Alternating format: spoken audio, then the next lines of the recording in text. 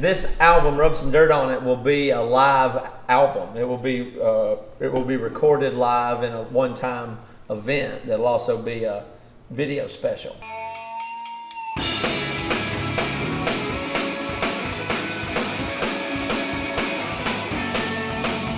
It's kind of a mixture of a bunch of things, from the model of comedy and comedy specials and live performance and stream and album, all kind of rolled into one and achieved in one real-time moment that we make.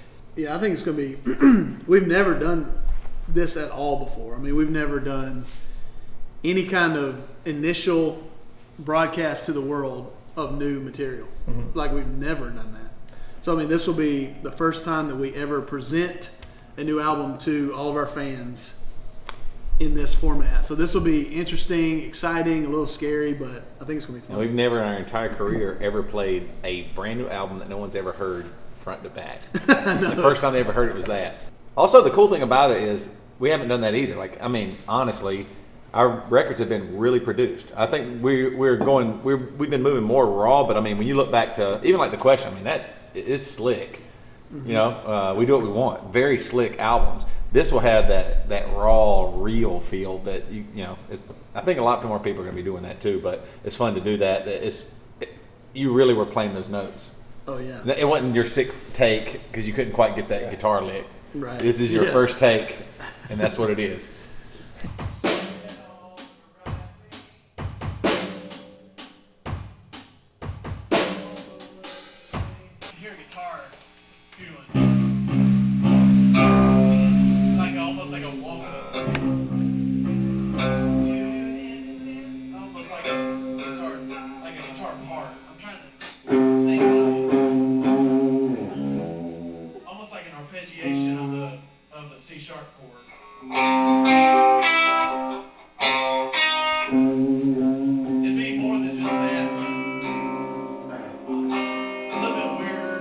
Yeah, it makes it where the adding the visual element to the recording is always something I thought it'd be neat if you could always see when people were recording, like how did they make that sound? How did you get it that way? What sound? What does what? And you can't even always tell that at a live show. So I always thought to have a studio video in the studio of exactly what was going on would be great.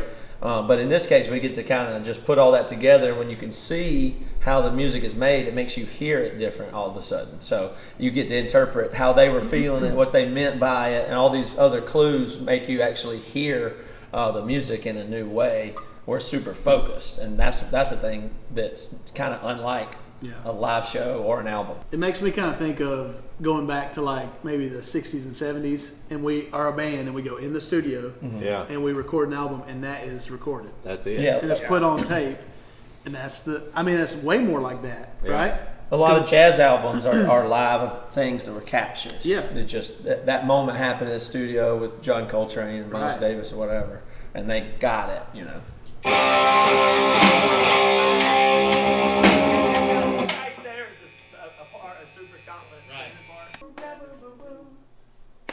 Boom, boom, boom. You do that every time after that.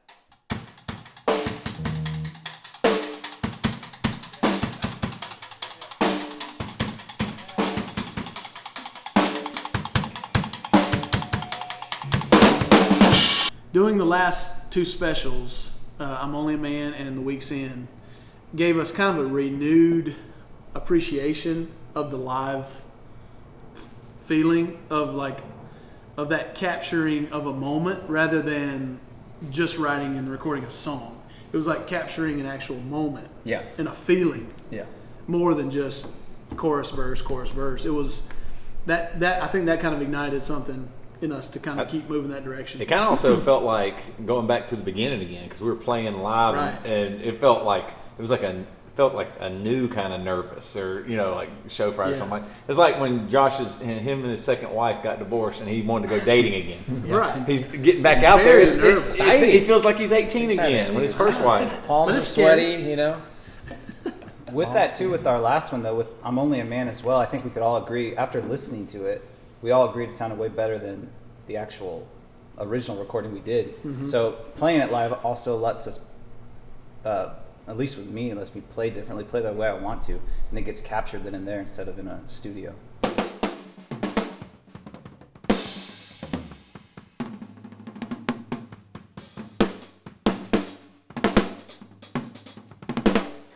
It's a real concrete, now that we've done the last two and they turned out so good, we just stumbled into that and just kind of, it felt right when we got there.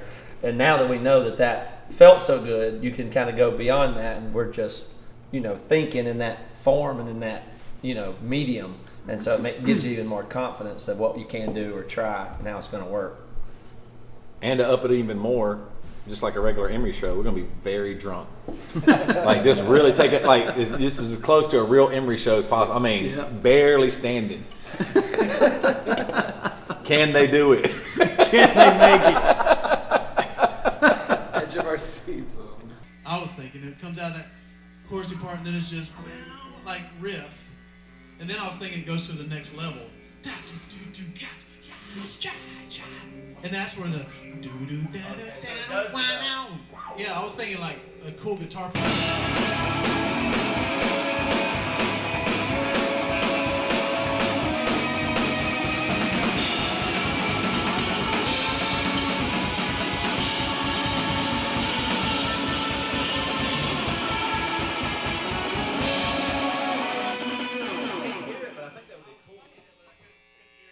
The phrase we've been using to talk about this album is an uncomfortable encounter with reality, like so a harsh or difficult or discomfort, those kinds of feelings and emotion. And that language got started with Toby from the title. Did that come from the Rub Some Dirt on It line, or the idea first? Yeah, I think so. I think that sparked you thinking of that. Yeah, we were kind of talking about it in the car. Right. And we all liked that title a lot. And but the title just came from your head first. The idea of I love seeing harsh reality online. Like somebody, like I showed y'all last night, somebody's forefinger's frostbitten. And I watching it, like that actually happened to their body. They're going to continue to live, and they just have, like the old saying, rub some dirt on it. You got to get back up, keep going. And like what that means, reality, especially in this day and age. What people are going through, you kind of, there's tough things out there, and you got to just keep going. And that reality, that feeling, it's like y'all hate it when I look up something on like rotten.com. I'm just like, hey, y'all know, I was like, hey, y'all got to come over here and look at this. No, we're not doing it. And I'll finally trick you and get you to see it. And then I'm just so happy because I can't believe that's a real human. They went through it, and they're still alive. Right. And they're moving. Like they can do it. If somebody like that, something unbelievable's happened to them, and they keep moving, maybe you can keep moving or something like this. It's uncomfortable to see it though, because you don't want to see that. You don't want to see somebody hurting or something raw or real like that. It's like it immediately makes you feel very mortal, I think. Yeah, there's not to get too deep, but like there's growth in suffering. So like when you have something that bad that happens to you, the rub some dirt on it is not. I don't think it's an attempt to be careless or insensitive. It's the idea behind it is to take your experience, learn from it, get stronger, move forward, right? So that's the way I kind of view it, is like that, not just like whatever, you're just hurt, no big deal. It's more like take it, use it, don't be a victim to it, just use it and move forward. Yeah. So I think that's part of what we're trying to do as well. So we think that if you think about just discomfort or tension in music, it's like the more you can make something harsh and pull it off, and you force it, and it's this heavy, tough music that hurts your ears, but we all love that. It's just you can. It's being made comfortable with something that's uncomfortable, or tension and release. Mm-hmm. So music has all that stuff like that feels good, but oh my gosh, it makes so uncomfortable, and you learn to just. You can just get that. Right. So that's kind of the idea. It's like you're engineering these discomfort and this tension in the song in a way that you start to like it. Oh yeah. And you've said this a bunch of times before, but writing music for us, and I think for most people, is less about creating the best song or the best pop song, but it's about creating an emotion for people. Yeah. You're creating this experience. Yeah. So that people feel a certain way, so that they can kind of have some conflict resolve in that whole process, which that's how we feel about it. It's like being stretched is the feeling of it. Yeah. relief, or is it something awkward happened into the next Feels song? like maybe it should end with a little bit of tension, and then it's a little bit of a release when you go to a little bit more formatted song, you know what I mean, or something. Ending just a little bit of that. A lot of the vocal impulses are pretty important. Yeah. Because you do the screamy thing with that break, and then there's a weird places where you go high and stuff like that, Yeah. and the texture changes in an unexpected way. That's what was original. Yeah, I wanted a little bit more of like a little bit more substance to the vocal movement, a little bit more. I tried to intentionally make it a little bit different. Yeah, It's that, like I like that. Triple about it. shouts in the verses. Yeah. Yeah, It's really I wanted cool, to. Yeah. So that should be screaming. shouts. So vocal assignments need to start to occur when possible now. Yeah, yeah. It's like a extra beat of 2 beats or something. It's like the end of the part that feels one way, and there's these hits, but then those hits become a new groove. Yeah. It's not the same tempo or application, but that's what it's looking for. I think too with the pandemic and everything, no one's seen live music, and so that digital interaction now has become even more valuable. It used to be, oh man, that's really cool. You know, you can flip through a channel, and maybe there's a band playing or Austin City Limits or something like that. Now, for over a year, that's their only connection, and so seeing a band, you were starting to realize the digital world is real, and seeing this is an experience. And wait a minute.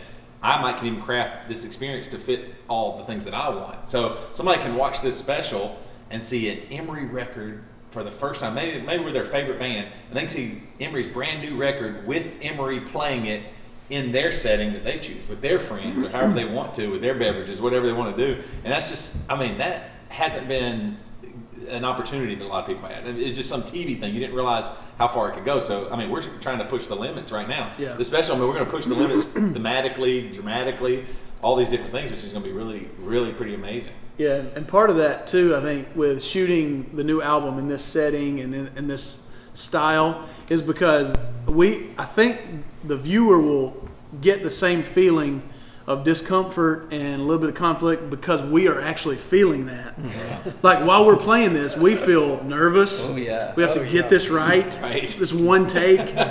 So they're feeling like, oh, Emery is hyper focused. I know. Trying to get this done, Oh, so boy. I think that translates pretty well. Yeah.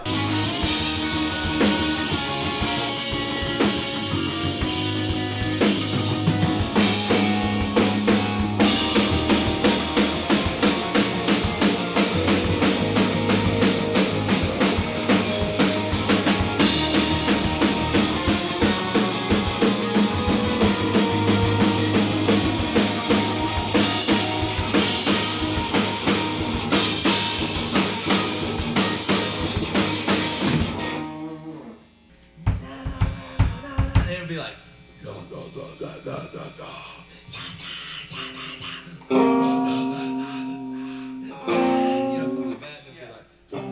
So this will already have had, the way I'm picturing it is that when it goes to that synced up D minor part, that's like a J man thing, like or a low or like whatever. And then the parts that are those tenths, you're doing very aggressive things. And so the end synchronizes both if you do that. I've been thinking a lot about how this record is so unique in the process that we're taking. I'm used to having like, okay, we're going to have the end date of this recording is, the end of May or whatever. And so all of May we're chipping in and building these tracks and creating all these like keeper takes that ends up building the whole, but I'm stressed the fuck out because we're not going to have anything on tape until the day it's finished. Right. And it's pushing me out of my comfort zone in a really exciting way. But I'm out of my comfort zone nonetheless. That's true. So we're getting the songs right now, and we'll have 9 or 10 songs today that just have, they make sense. They start and they end. There's no vocals really on them. Most of the vocals are to come. And then we'll go back home, finish writing them, and then we come back and we track the record. And that's the event, Yeah. So we have to write the vocals from here to there, which sounds like that's going to be pretty difficult. I don't know what y'all's thoughts are on that. I haven't thought about it much yet. Yeah. You got a few weeks to write the vocals, and then it's studio recording of a live album. Right. So it will feel tense. It's like a lot like getting closer to Yeah. your training for a fight or something. It's just got to focus all the way until that night, and then it'll feel like a premiere, like you're at an opening night of a show, Broadway or something. You'll almost feel that way, like It's not dissimilar to the first time that I mean, I'm sure you guys feel the same way. The first time I ever went into the studio, leading up to it is this crazy, like, panicked. Yeah. All right, Yeah. make sure Are everything's you ready, prepared? Yeah. everything's written. Yeah. But this is all condensed into a single day, so it's even more heightened. yeah.